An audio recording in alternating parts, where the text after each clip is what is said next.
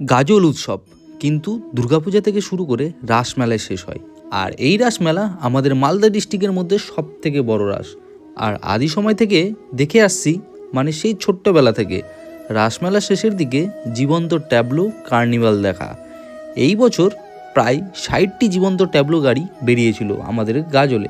তো তার মধ্যে আমার যেগুলো জীবন্ত ট্যাবলো দেখতে ভালো লেগেছে সেগুলোই তোমাদের সাথে শেয়ার করছি। আর এর মধ্যে তোমাদের কোন জীবন্ত ট্যাবলোটা ভালো লেগেছে কমেন্ট করে জানিও।